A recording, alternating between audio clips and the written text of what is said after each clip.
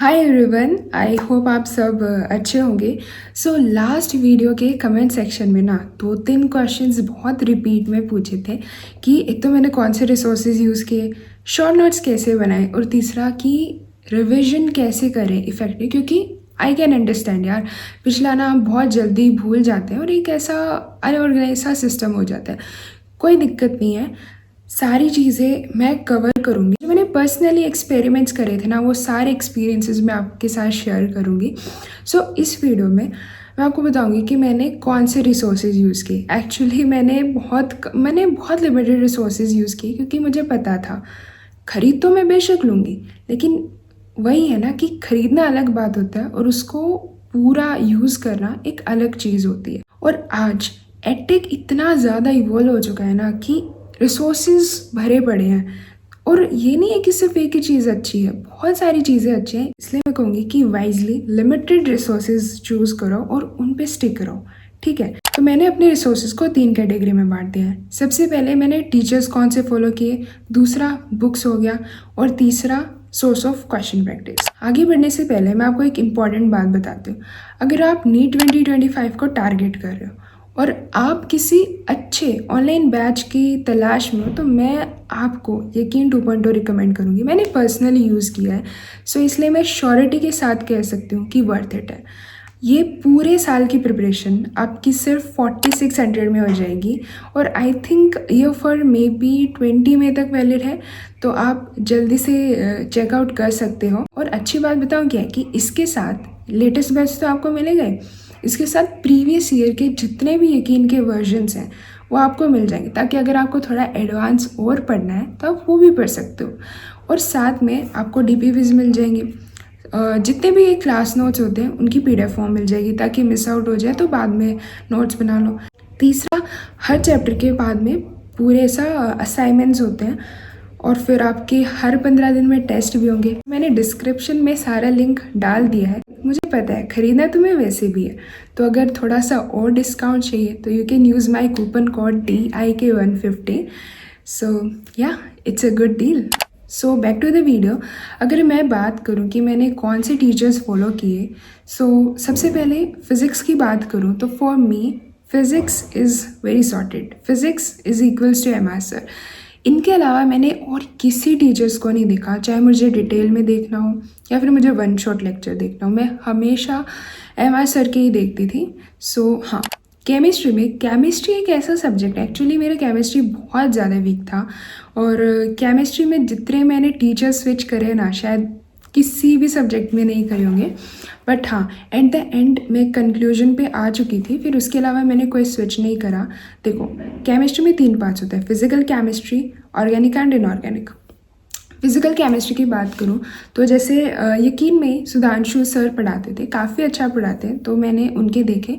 बाकी कभी कभी मैं वन शॉट जो देखती थी ना, मुझे नितेश देवनानी सर भी बहुत अच्छे लगते थे। मतलब उनके वन शॉट काफ़ी अच्छे हैं यार, तुम्हें कभी फील नहीं होगा, मतलब वो काफ़ी फन वे में पढ़ाते हैं।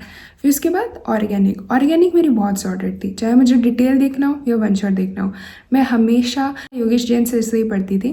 वो भी तुम्हें यकीन 2.0 में मिल जाएंगे। और इनऑर्गेनिक की बात करूँ तो मोहित सर, वो MD सर के नाम से जाने जाते हैं, तो वो काफ़ी अच्छा पढ़ाते हैं, मतलब कंसेप्ट मेरे काफ़ी क्लियर हो गए थे। अब आते हैं बायो में। बायो का क्या सीन था कि मेरी 11th-12th में एक बायो ही थी जो मुझे आती थी, फिज़िक्स केमिस्ट्री काफ़ी वीक थी मेरी। तो बायो का ये था कि इस साल मुझे अब वापस से डिटेल में तो नहीं देखना यार, बहुत टाइम वेस्ट होगा। और वन शॉट बायो के ऐसे होते तुम्हें ऐसा लगेगा कि वो डिटेल में ही है। तो मैंने अपनी बायो ये लगा लो कि सारी की सारी यूट्यूब से करी। यूट्यूब पे जो भी मुझे वन शॉट मिल जाते थे, 2-3 टीचर्स को मैं ऐसा पसंद करती थी, उनके अगर अच्छे वन शॉट मिल जाते तो वो मैं देख लेती। जैसे एक सीप मैम अनअकैडमी पे पढ़ाते हैं, वो भी बहुत अच्छा है। रितु रेटेवाल मैम, वो भी बहुत अच्छा पढ़ाती हैं। अपनी गुरु माँ आकांक्षा मैम, वो भी बहुत अच्छा पढ़ाती हैं। तो ऐसे ये 2-3 टीचर्स को मैंने फॉलो किया था। और हाँ, विपिन सर के माइंड मैप्स, भाई क्या ही, कितने मतलब 40 से 50 मिनट में तुम्हारी इतनी बढ़िया रिविजन हो जाती है और सारे इतने सॉर्टेड होते हैं। सो विपिन सर के भी मैंने काफ़ी सारे वीडियोस देखे थे। तो ये तो हो गई टीचर्स की बात। अगर मैं बुक्स की बात करूँ ना, तो बुक्स में मैंने NCERT के अलावा कोई और बुक नहीं पढ़ी। बहुत ज़्यादा रेफरेंस बुक अवेलेबल है मार्केट में, बट कोई फ़ायदा नहीं। NCERT इज़ लाइक बेस्ट, क्योंकि जो NCERT की लैंग्वेज है ना, वो किसी दूसरी बुक में नहीं, और नीट में वो लैंग्वेज आती है।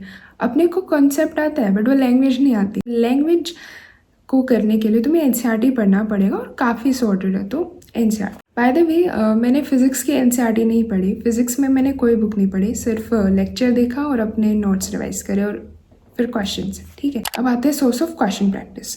सोर्स ऑफ क्वेश्चन प्रैक्टिस में ना हमारे पास 2 ऑप्शन होते हैं, या तो तुम मॉड्यूल किसी भी इंस्टीट्यूट के मॉड्यूल्स उठा लो, या फिर तुम रेफरेंस बुक। मैं पर्सनली मॉड्यूल्स को ज़्यादा प्रेफर करती हूँ, क्योंकि वो काफ़ी मतलब अच्छे तरीके से उसमें क्वेश्चंस को सेट करा हुआ होता है। काफ़ी सारे इसमें ऑप्शंस आ जाते हैं। तुम आकाश का मॉड्यूल कर लो, LN का मॉड्यूल कर लो, PW का कर लो, और भी 1-2 और अच्छे हैं, मुझे नाम याद नहीं आ रहे एक्चुअली।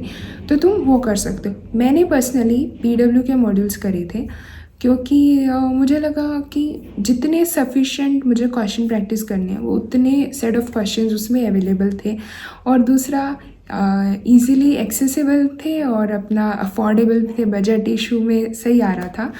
तो इसलिए मैंने यकीन के मॉड्यूल्स करे और सही थे, मतलब काफ़ी सही मुझे लगे।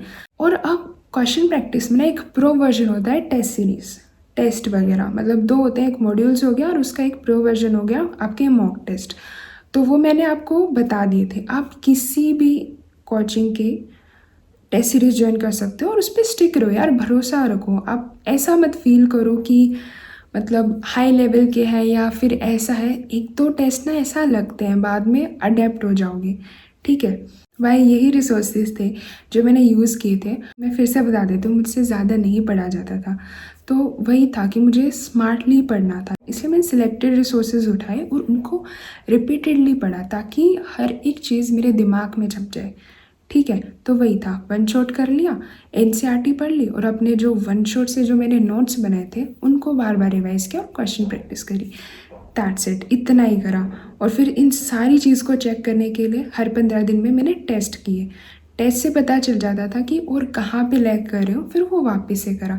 और अगली वीडियो में मोस्ट प्रोबेबली मैं शॉर्ट नोट्स कैसे बनाते हैं और आप इफ़ेक्टिवली रिविजन कैसे कर सकते हो उनसे, तो ये वाला टॉपिक मैं कवर कर दूँगी। तो आप चैनल सब्सक्राइब कर सकते हैं। मिलते हैं नेक्स्ट वीडियो में।